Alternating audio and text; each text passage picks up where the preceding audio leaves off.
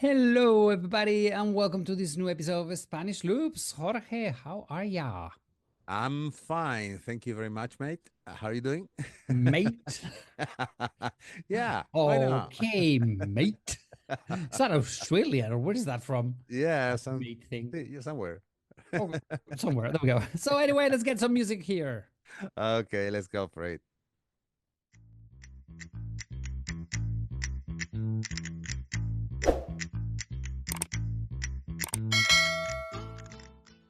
So, good afternoon, good morning, good evening to everybody listening on the other side.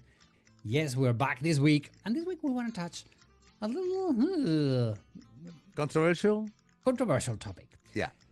Probably a lot of people have seen the images of locals squirting tourists with water guns to tourists.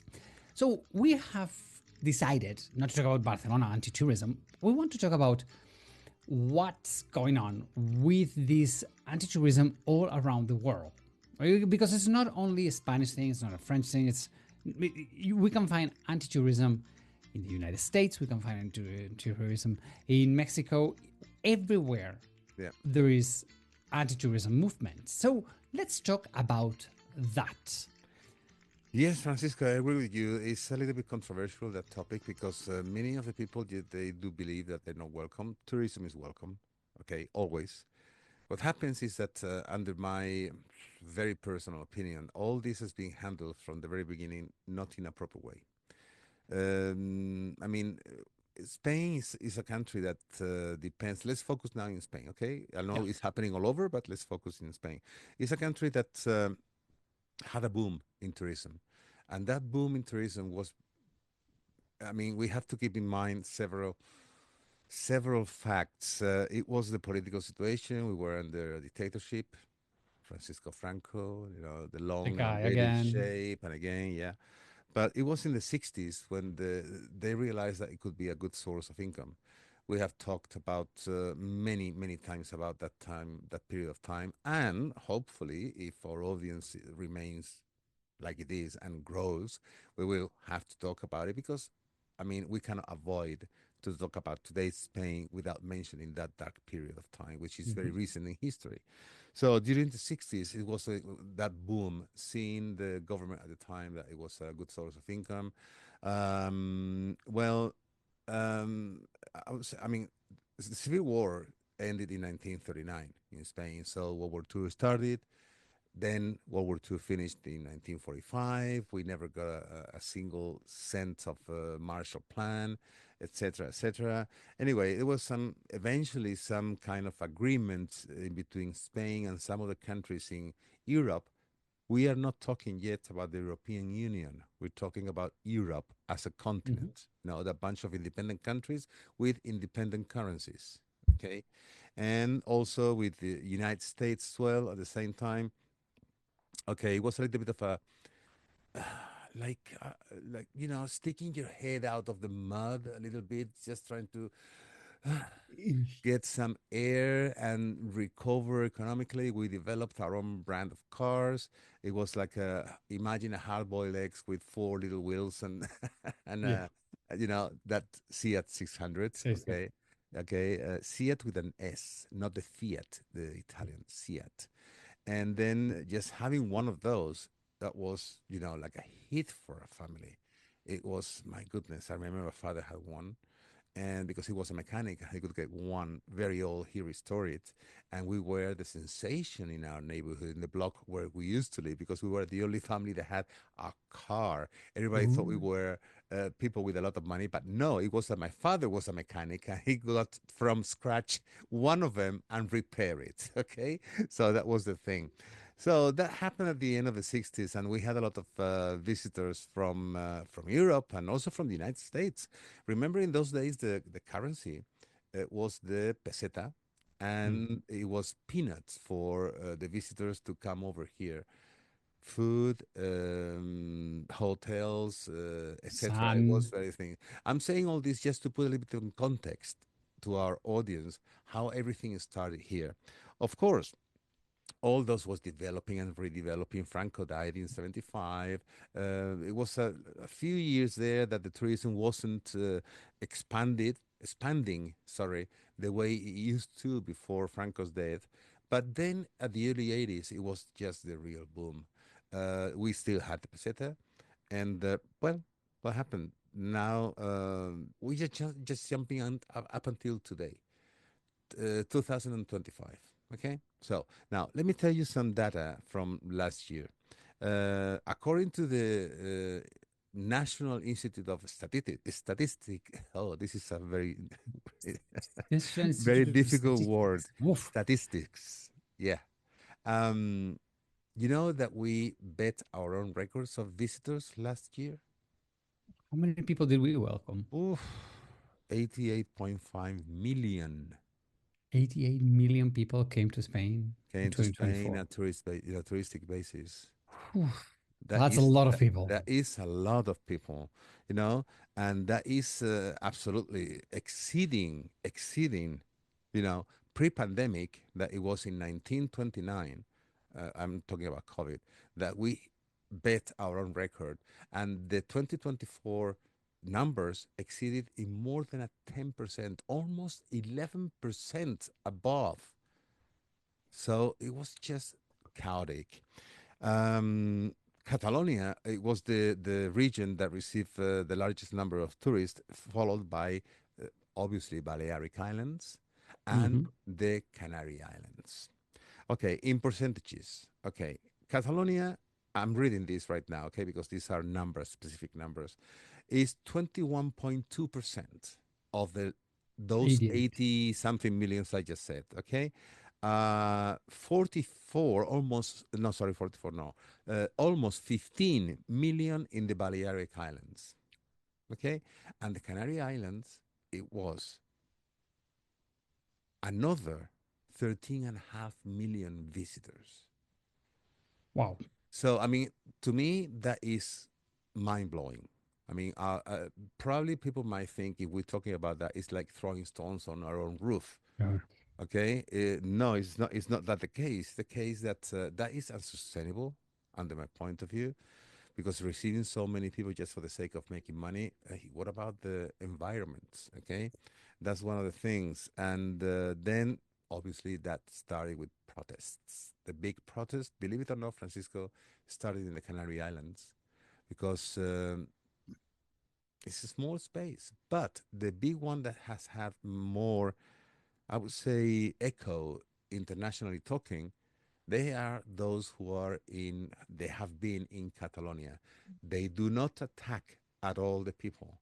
They are just demonstrations, some of them with some bands playing drums, you know, making a lot of noise, no violence at all. Don't get us wrong here, no violence, but it's just to try to be heard by the local authorities just to put some regulations. And I think, and that's one last thing I just want to add, Francisco. I think that those platforms out there, virtual platforms that you can rent an apartment whenever you like, wherever you like, in any household, which is a block of several neighbors, and suddenly you place a bunch of friends that they're there on holidays making noises where people, regular people, they have to work the day after are leaving. To me, that needs to be reviewed. when people demonstrate against tourism, I Mm. don't think they're demonstrating against you as the person. People are demonstrating against the world situation. What's going on? We have 80 million people come to one country. Spain, we're how much? 44 million people in Spain? 47, almost 48 47. million. Okay, Yeah. so almost doubling the amount of people moving around. Specifically, I mean, 88 million point five. so that is way too much, too many people. The big concern about locals, it's that all of these platforms that you're saying that the origin of it, you have your house, you have your apartment, and you rent it when you're not in it. Hey, that was a great beginning. The problem it's that now this huge platform, what they're doing is they're buying all apartment buildings one by one, one by one. Mm-hmm. They're Yep. buying the whole city centers. And they're just for tourists. Locals cannot afford to live in the city center That's right. anymore. That's right. Yeah. In the big cities or in the cities that have welcomed a lot of tourism, like Barcelona, there were barely no regulations about it. Mm-hmm.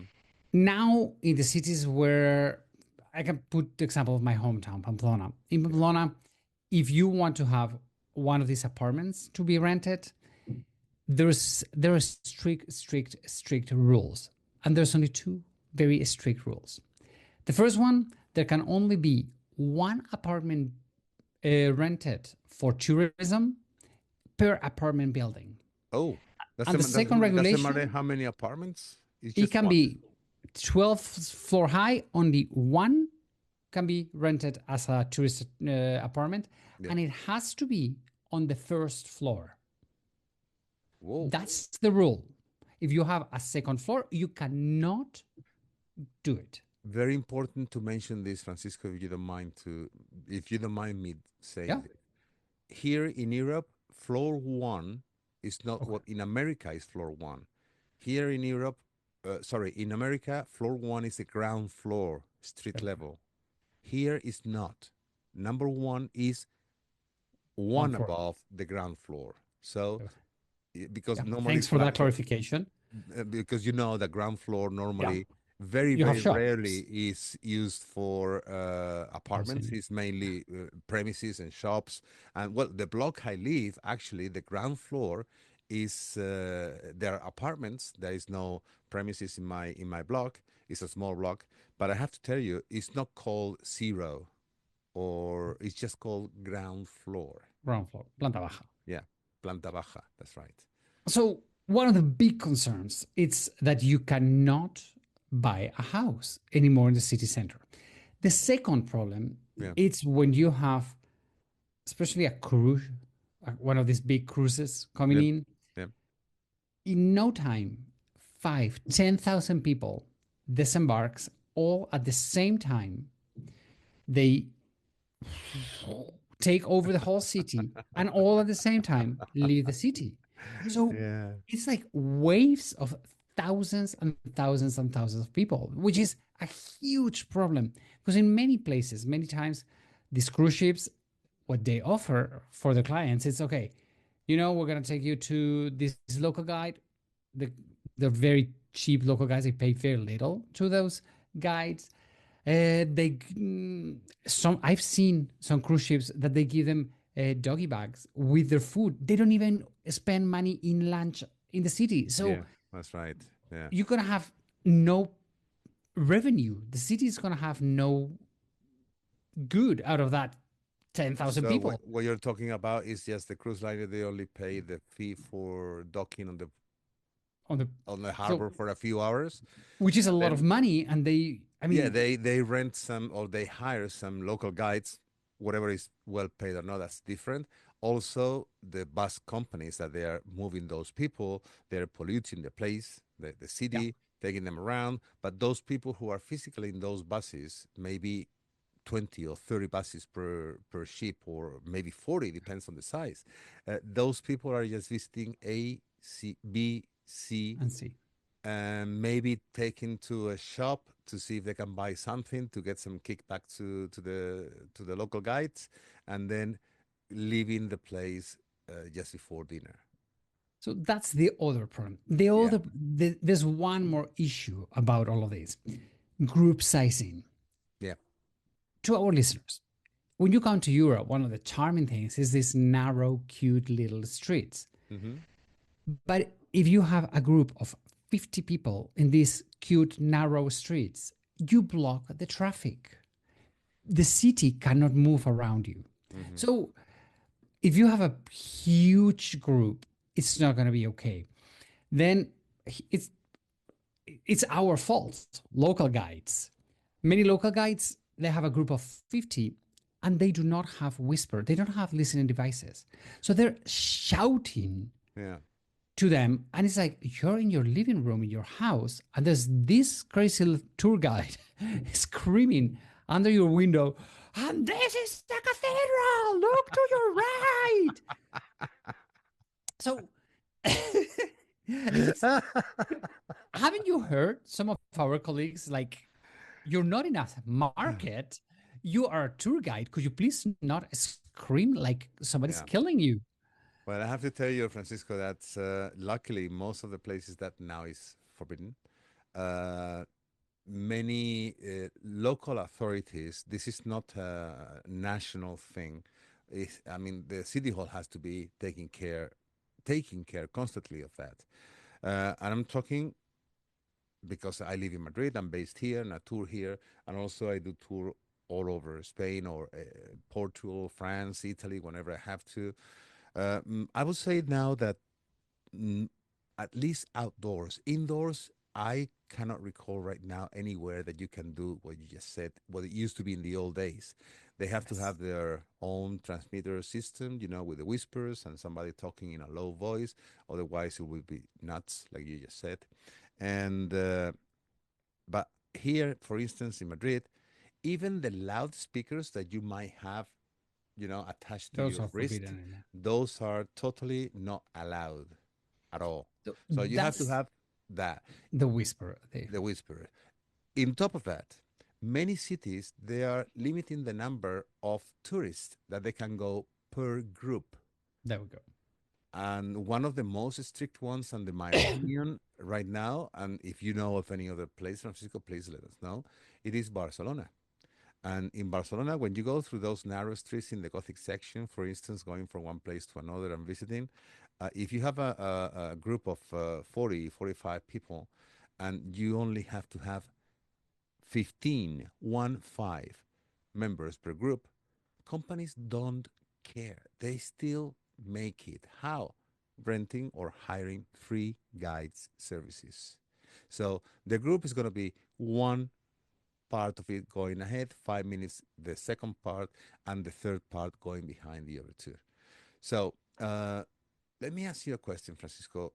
For you, as a tour guide, what do you consider to be the ideal number of persons, sorry, in a group tour? To me, I love groups that are not more than 15, 18. That's to me the magical number. Mm-hmm. But if it's 10, 14, uh, it's a dream because you have time to talk with people. Yeah. When I don't know, how about you? I mean, to me, the ideal would be 10. If you twist my arm, I could place 12 because, but that is a very rare. That happens very rarely. Um, 10 person, you rarely have also solo travelers. But if you have solo travelers and you might find another solo traveler in that group of 10, there is at least a point of connection. But mainly, 10 people is a round number, even 12. As I said, if you twist my arm and I get 12, uh, I think there's going to be couples, whether they are two lady friends Yeah, or a couple of guys, I mean boys traveling together. When I said boys, I'm being very respectful with age. Okay, I mean, I'm yeah. talking about doesn't matter the age. Males. Yeah, males, that's right. Or even just a couple that's been married for many years. Yeah. So what happens? I do believe that there is just personally, and this might sound a little bit selfish to you. There is more time to connect with the people because you don't have that large number. I mean, to me, more than 25 is not that I cannot handle. I can handle. I mean, I've handled once. Believe it or not, I have to be the manager of a group of I think it was 400 or 500 people. I cannot remember. It was like it was like about 12, 13 buses, and I was the coordinator of everything. It was a nightmare, but I did it, and it was okay. Then groups of 40, 45. I mean, I don't know any tour guide that hasn't handled those Not numbers anymore. in that. Mm-mm. But uh, nowadays, I would say 30 could be the maximum, not the ideal for me. for my Yeah. tours. I'm talking, okay, not for me. When I say for me, I'm talking about my tours, which are Mm. designed specifically for small groups.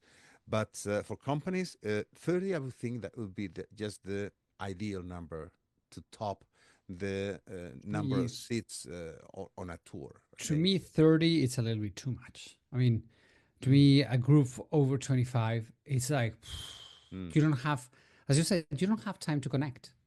Just Yeah, it's as simple as yeah. that. You just have to do your job and you don't have time to slow down and have a moment with everybody. Hmm. So when you have a small group, that's great. That's what happens in the cities. I mean, you don't Yeah, want to that's right. move a group of 30 people Hmm. around because it's uncomfortable. It's really, you see how much you're bothering the city, how much you're disrupting the rhythm of the city. Yeah. So, really, I think it's 25 to me, it's the maximum, maximum, maximum. But Hmm. 15, 18, it's to Yeah. me the sweetest spot. And That's it. why that number? I mean, why your number of 15, 16, 17, and me maximum of 12? Do you I'm have younger. something? Sorry, what? Because I'm younger. okay, we are here in screen, and I don't wanna show anything, but yes, you're right. You're younger, right? No, I'm kidding. I'm kidding. I'm kidding. No, it's Francisco. Have you ever thought that if you have 15 people in your group, you can rent a minibus, Yeah, and a minibus can get to places where large buses cannot cannot. Yeah. go. So you can get out of the mainstream very, very easily. Yeah, I mean, you're right. In a, a small group, it's always much better for us. And For obviously, you're giving another kind of experience. yes, you're giving that extra thing that a Yeah. group of 30 cannot get.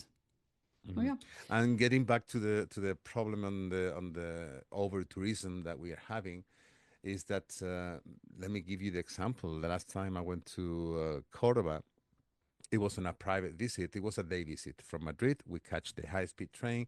We were there in an hour and a half. We met our local guide there, and it was just intense but very productive day. And then I found out that one building that used to be a house that has been closed for years. I said to our local guy, "What are they working here? Where are they doing?" Oh yeah, well, we are all so pissed off about this. Why?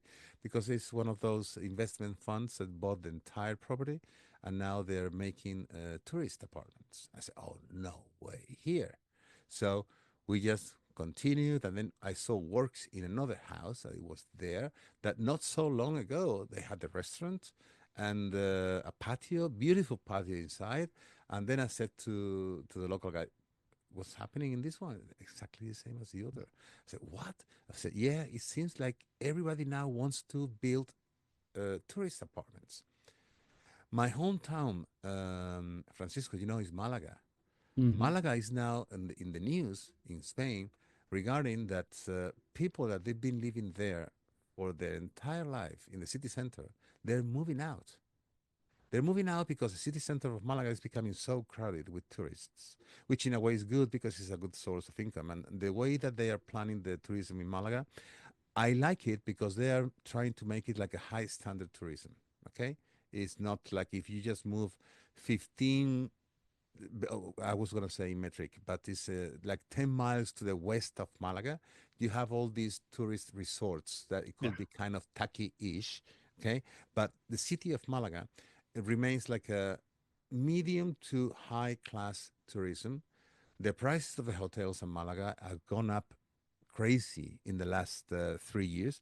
But besides that, is that there is more and more. I don't want to say the name of the platform that we rent apartments from. We all know which one is it, okay?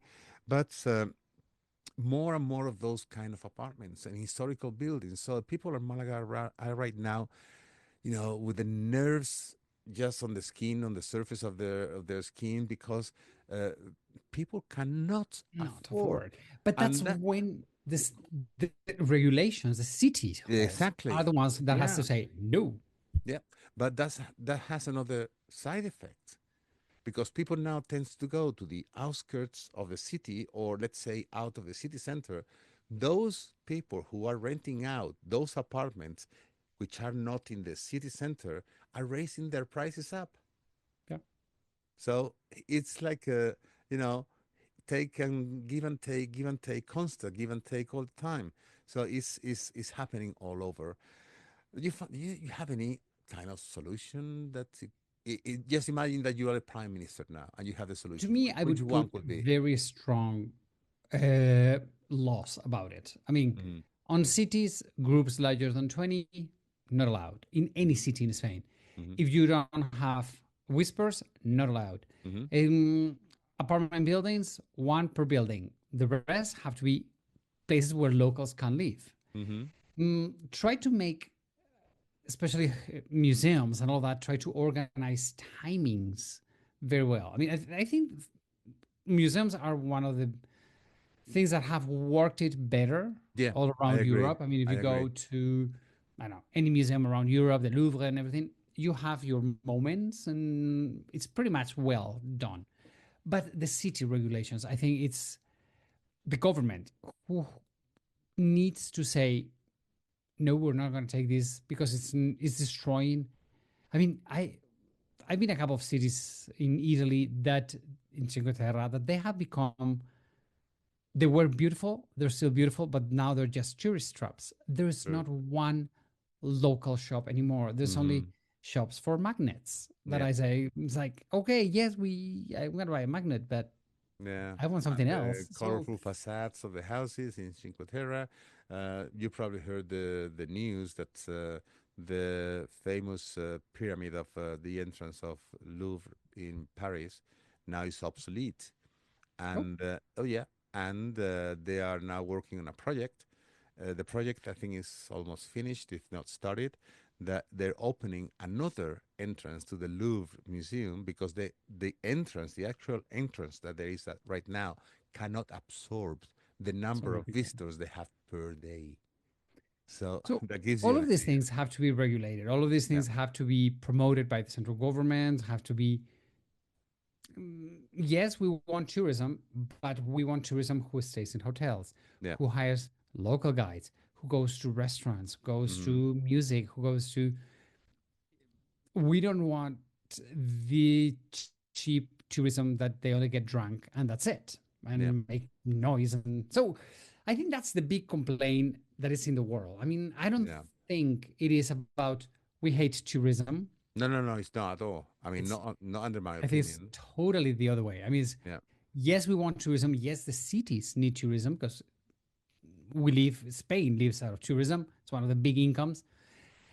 But we need to have it regulated. We need to have it well done, well planned, and mm-hmm. then try to say, I mean, everybody thought that with COVID, we were going to learn how to deal with it, No, but we we haven't. didn't. We We didn't. haven't. It was No. even, well, right after COVID, we all wanted to travel, and that's what we did. And we collapsed Yeah. Venice, and we collapsed London, and we collapsed Granada, and we collapsed Yeah. everywhere around That's the right. world. Yeah. So, That's right. Yeah.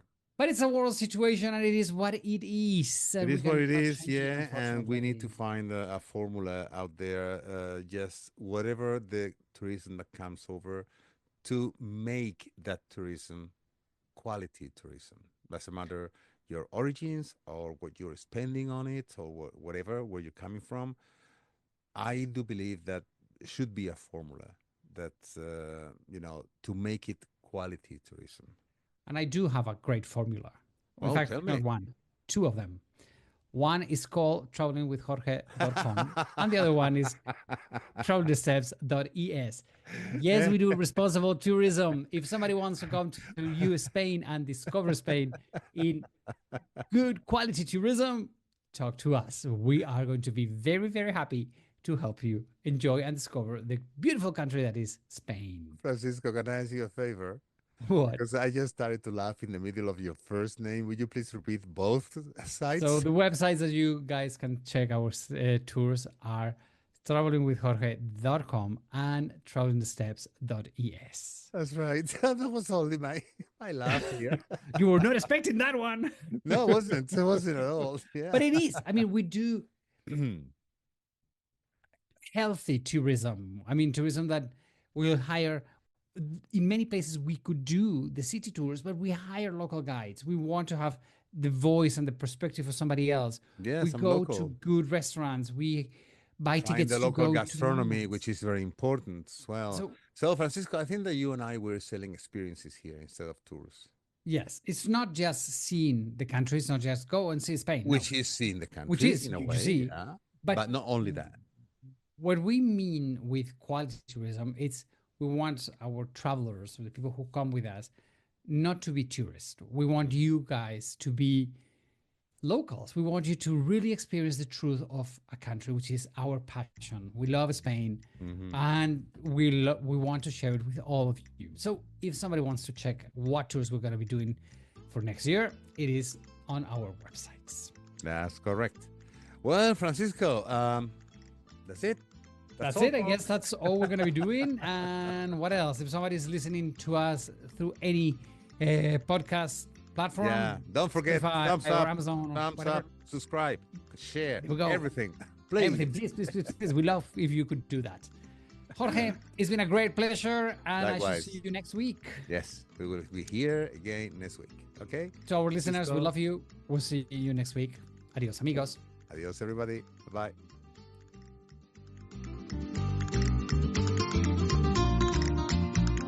And as usual, we want to thank all our listeners for being there every week, letting us sharing our talks.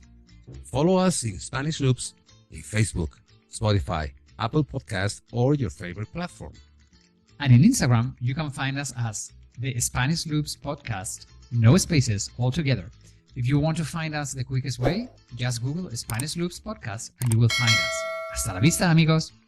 See you next week.